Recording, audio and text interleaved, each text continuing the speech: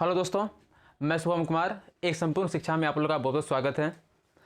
आज हम लोग डच ईस्ट इंडिया कंपनी के बारे में देखेंगे। इससे पहले हम लोग पुर्तगाली कंपनी का आगमन और ये जो ब्रिटिश कंपनी था, ये कंपनी का आगमन भारत में क्यों हुआ और 1498 में क्यों हुआ, उससे पहले क्यों नहीं हुआ और उसके बाद क्यों नहीं हुआ। तो हम लोग इस पर पूरा डिटेल देखे हैं। और आप लोग अगर वो वीडियो नहीं देखें तो आप लोग वो वीडियो देखें और बहुत ही यूज़फुल है। और उसमें हम लोगों ने देखा था कि पुर्तगाली जो वास्को डिगामा जब भारत आए थे, तो देखते हैं हल्का पहले पीछे का क्लास रिकॉर्ड कर लेते हैं। तो ये कौन सा महादेश है? अफ्रीका महादेश है, ठीक है। तो वास्को डिगामा यहाँ ये वास्को डिगामा कहाँ का था? पुर्तगाल का था, ठीक है। तो वास्को डिगामा यहाँ से, ठीक है, इस जगह आप लोग लुसेंट वगैरह सब में या फिर हर जगह देखते होंगे कि Vasco da Gama cape of good hope के रास्ते भारत आया। तो केप ऑफ गुड होप है क्या? तो हम लोग उस मैप में देखे थे केप ऑफ गुड होप इस जगह है, ठीक है। तो इसी जगह गुजराती यात्री अब्दुल मजीद उसे मिला था, जो कि उसे यहाँ से लेकर के भारत आया था, ठीक है। उसे यहाँ से भारत लेकर के आया था।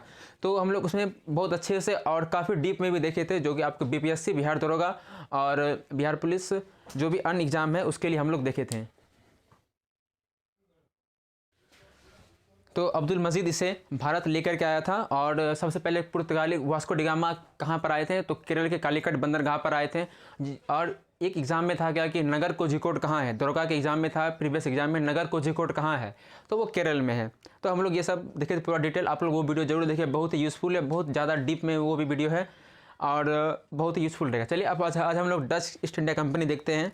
इसके बाद हम लोग सारी कंपनी एक बगल से देखेंगे, ठीक है। तो देखिए डच ईस्ट इंडिया कंपनी, ठीक है। तो देखिए Dutch east India company Bharat कब आए? तो पहले देखिए कंपनी का क्रम, कंपनी भारत कैसे कैसे आए। तो कल मैंने आप लोग को वीडियो में ही याद करवा दिया था, तो फिर से एक बार रिकॉल कर लेते हैं।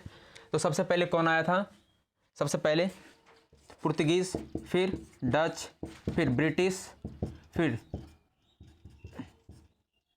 डेनिश, फिर फ्रांसीसी, फिर स्वीडिश, ठीक है। तो ये हमारे ये भारत में कंपनी के आने का क्रम है, ठीक है। सबसे पहले पुर्तगीज़, अभी भी एक बार आप लोग रिकॉल कर लीजिए फिर से। Portuguese, Dutch, British, Portuguese, Dutch, British, Portuguese, Dutch, British. उसके बाद डेनिश, फ्रांसीसी और स्वीडिश, डेनिश, फ्रांसीसी और स्वीडिश। देखिए एक बार पहले डो यहाँ पर है, एक बार डो यहाँ पर है। तो पुर्तगाली और ब्रिटिश तो जानते होंगे। तो पुर्तगाली के बाद एक बार ड, फिर डच, फिर ब्रिटिश के बाद फिर ड, यानी कि डेनिश, ठीक है। पुर्तगीज, डच, ब्रिटिश, डेनिश और फिर फ्रांसीसी। इसको कैसे याद रखेंगे? देखिए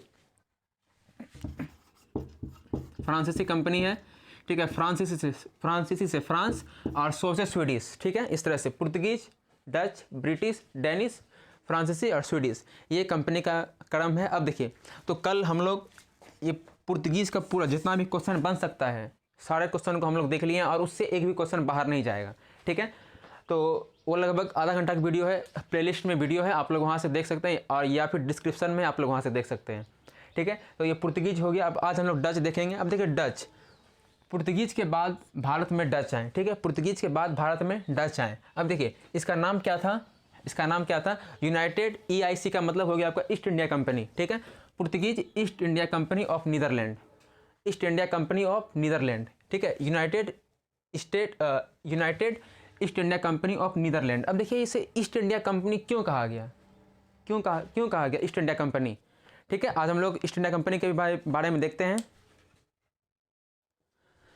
तो ईस्ट इंडिया कंपनी क्यों कहा गया? ईस्ट यानी कि समझते होंगे पूरब, ठीक है। तो देखिए यहाँ पर जितना भी यूरोपीय कंपनी भारत आए वो सभी भारत के पश्चिम में है, और ठीक है, और भारत हमारा यहाँ पर है, ठीक है। तो यूरोप से पूर्व में हमारा भारत है, यानी कि ईस्ट में हमारा भारत है। तो इसलिए जितना भी यूरोपीय कंपनी भारत आएगा तो सभी के लास्ट में EIC लगेगा, यानी कि ईस्ट इंडिया कंपनी। तो ईस्ट इंडिया कंपनी लगने का मूल रीजन ये है, ठीक है। इसलिए यहाँ पर United East India Company of Netherland, ठीक है। United East India Company of Netherland ये नाम लगा, ठीक है। अब देखिए इसके प्रथम फैक्ट्री कहाँ स्थापित की गई? प्रथम फैक्ट्री 1605 ईस्वी में मसूलीपट्टनम में, ठीक है। डचों ने अपनी प्रथम फैक्ट्री कहाँ स्थापित की? 1605 ईस्वी में मसूलीपट्टनम में इन्होंने अपनी प्रथम फैक्ट्री स्थापित की। अब इसका प्रथम दल कॉर्नेलियन हाउटमैन के नेतृत्व में 1596 में ये भारत आया था, ठीक है। प्रथम दल कार्नेलियन हाउटमैन के नेतृत्व में ये पहली बार 1596 में यानी 1596 में भारत आए थे। और कहीं कहीं आपको ये भी देखने के लिए मिलेगा कि प्रथम डच यात्री कौन थे, तो कार्नेलियन हाउटमैन, ठीक है, कार्नेलियन हाउटमैन ही प्रथम डच यात्री थे। देखिए बंगाल में प्रथम फैक्ट्री ये कहाँ स्थापित किए थे, पिपली में, ठीक है। ये बंगाल में अपनी ये प्रथम फैक्ट्री कहाँ स्थापित किए थे, तो पिपली में, ठीक है। अब देखिए अब हम इसकी कारखाने की बात करते हैं, ठीक है, कारखाने की। ये आपका इंपॉर्टेंट क्वेश्चन है, बंगाल में प्रथम फैक्ट्री, क्योंकि बंगाल उस समय व्यापार का बहुत बड़ा केंद्र था, ठीक है। तो इसलिए बंगाल में कौन कौन कंपनी पहली फैक्ट्री कहाँ स्थापित की, कहाँ स्थापित की। और साथ में अगर बिहार का एग्जाम दे रहे हैं तो उस समय बिहार बंगाल का ही भाग था, तो इसलिए आपको बंगाल का भी याद रखना है और बिहार का भी याद रखना है, ठीक है। अब देखिए इसके बाद प्रथम फैक्ट्री ये पिपली में ये स्थापित किया बंगाल में। अब देखिए कारखाना का बात करते हैं। तो पहला कारखाना इन्होंने मसूलीपट्टनम में खोला, ठीक है, कब, तो 1605 ईस्वी में। 1605 ईस्वी में, ये बीपीएससी में क्वेश्चन था, ठीक है। अब देखिए ये दूसरा, ये पत्तोपोली में, ठीक है, पत्तोपोली जो कि जिसे कि हम लोग निजाम पत्तनम कहते हैं, ठीक है, निजाम पत्तनम। और तीसरा पुलिकट में, ठीक है। अब देखिए कि आपको कहीं कहीं देखने के लिए मिलेगा कि हम लोग इस पुलिकट को दूसरा व्यापारिक केंद्र भी कह सकते हैं या दूसरा व्यापारिक कोठी भी कह सकते हैं, ठीक है। पहला मसूलीपट्टनम और दूसरा पुलिकट, ठीक है, पहला मसूलीपट्टनम और दूसरा पुलिकट, लेकिन दूसरा निजाम पत्तनम भी था, लेकिन ये व्यापारिक कोठी नहीं था, ये छोटा मोटा एक फैक्ट्री टाइप का था, ठीक है। अब देखिए ये दूसरा पुलिकट हो गया। अब देखिए अन्य जगह में भी इन्होंने खोला था, सूरत में, बिभलीपट्टनम में, कराईकल में, ये आपका कराईकल इंपॉर्टेंट है, माहे कराईकल, ये सब, ठीक है, चिंसुरा, कोचीन, कासिम बाजार, ये सब इंपॉर्टेंट नहीं है, बस सिर्फ जानकारी के लिए, ठीक है। अब देखिए इसके बाद डचों ने सभी का एक प्रमुख केंद्र था, जैसे कि पिछले वाले वीडियो में मैंने आपको बताया था कि पुर्तगीज कंपनी के बारे में, उसका प्रमुख केंद्र क्या था, तो वो गोवा था, ठीक है।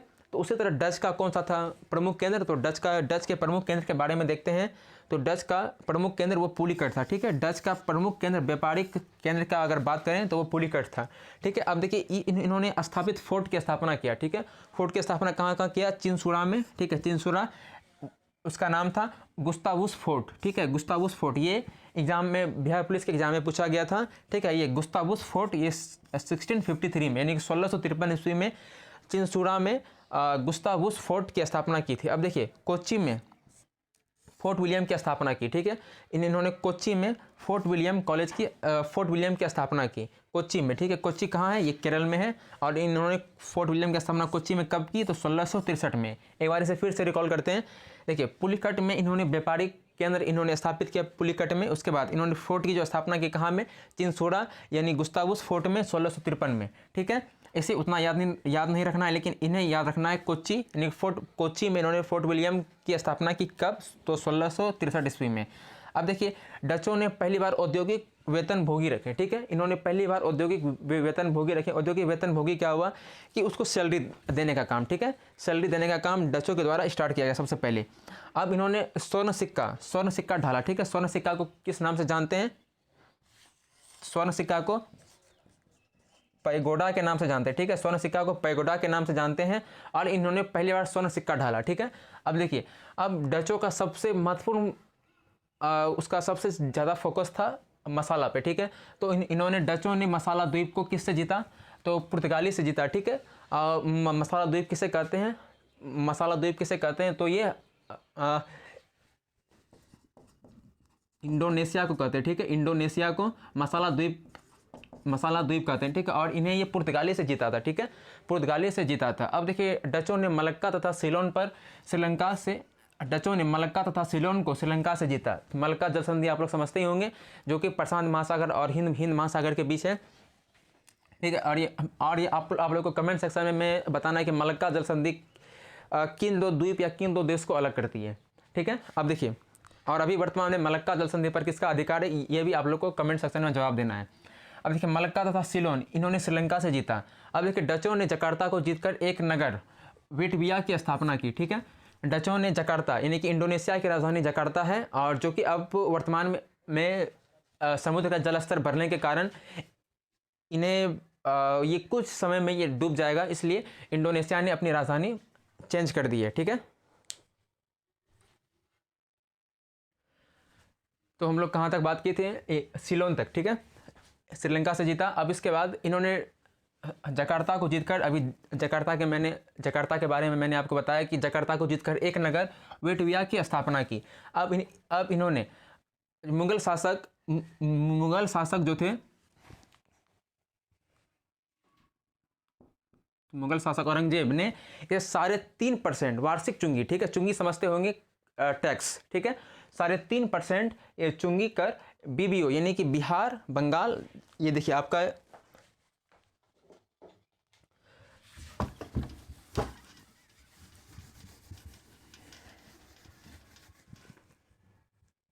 3.5% जो वार्षिक चुंगी था, इन्होंने बीबीओ, ये आपका बिहार हो गया, ठीक है, ये आपका बिहार, झारखंड, ये आपका बंगाल और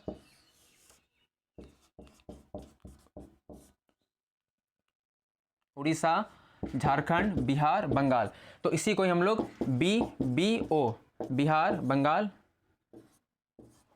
उड़ीसा, ठीक है। तो डच को 3.5% वार्षिक चुंगी पर डचों को व्यापार करने का अधिकार दिया था, ठीक है। अब मुगल बादशाह ने, अब हम लोग आगे देखते हैं कि भारत में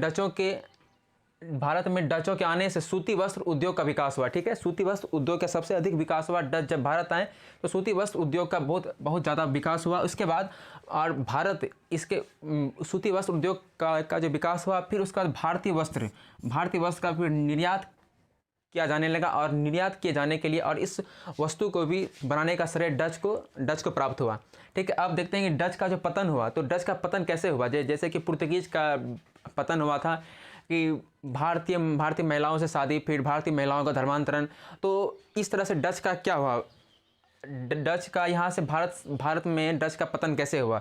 तो देखिए, डच कंपनी का सरकार पर सीधा नियंत्रण था, ठीक है। डच कंपनी था उसका डच कंपनी पर सरकार का सीधा नियंत्रण था, ठीक है। अब देखिए, उसके बाद कंपनी में मतलब अशिक्षित जो वहाँ का शासक था, अशिक्षित शासक था, और उसके बाद जो भी शासक था उन्होंने उसमें भ्रष्टाचार की भावना बहुत ज़्यादा थी, ठीक है। और भ्रष्टाचार की भावना होने के कारण ये पतन का भी मुख्य कारण बना। अब इसके बाद तीसरा कारण क्या बना, तो देखिए, भारत से अधिक रुचि उन्होंने जकार्ता, जिसे कि मसाला द्वीप सब कहते हैं, ठीक है, तो भारत से अत्यधिक रुचि उसे कहाँ होने लगी, जकार्ता की तरफ और मसाला द्वीपों पर, तो इसलिए उसका भारत पर ध्यान कम होने लगा, और कहीं पर ध्यान कम देने के बाद वो चीज़ हाथ से निकलने लगती है, ठीक है। और इस सबसे मुख्य कारण जो कि एग्जाम में बहुत बार पूछा गया, बीपीएससी सब में भी, तो उसे हम लोग देखते हैं कि 1759 में डच और ब्रिटिश के बीच एक युद्ध हुआ था, जिसे कि हम लोग बेदरा का युद्ध कहते हैं, ठीक है, बेदरा का युद्ध। और ये ब्रिटिश और डच के बीच हुआ था, और ये इस युद्ध में डच जो है बुरी तरह परास्त हो गए थे, और उन्हें भारत से हाथ धोना पड़ा। इस प्रकार डच का भारत में जो उसका व्यापार था वो धीरे धीरे समाप्त हो गया, ठीक है। तो ये बेदरा का युद्ध डच के पतन का मुख्य कारण था, ठीक है। तो डच के बारे में आप लोग को इतना इन्फॉर्मेशन काफ़ी है, और बाकी आप लोग प्रीवियस ईयर क्वेश्चन देखिए, और जहाँ भी आप लोग को जहाँ भी समझने में दिक्कत हो या फिर किसी भी तरह का समस्या हो, आप लोग कमेंट सेक्शन में बता सकते हैं। बाकी ये वीडियो अगर आप लोग को अच्छा लगा प्लीज़ लाइक और सब्सक्राइब जरूर करें, धन्यवाद। और नेक्स्ट वीडियो हमारा ब्रिटिश ईस्ट इंडिया कंपनी पर होगा, जो कि लगभग 2 क्लास में या 3 क्लास में वो कंप्लीट होगा, क्योंकि वो बहुत ज़्यादा लंबा है और बहुत ही ज़्यादा यूज़फुल भी रहेगा, और उसी से सबसे ज़्यादा क्वेश्चन भी पूछा जाता है, क्योंकि सबसे अधिक ब्रिटिश कंपनी ही हमारे भारत पर शासन किया है। तो वो 1700 पहले वो उसके साथ साथ 1757 का प्लासी का युद्ध और बक्सर का युद्ध, 57 का 1857 का महाविद्रोह, ये सब भी सारा को कंप्लीट करते हुए निकलेंगे, ठीक है। तो अब तक के लिए धन्यवाद। अच्छा लगा हो तो प्लीज़ लाइक और सब्सक्राइब जरूर कीजिएगा।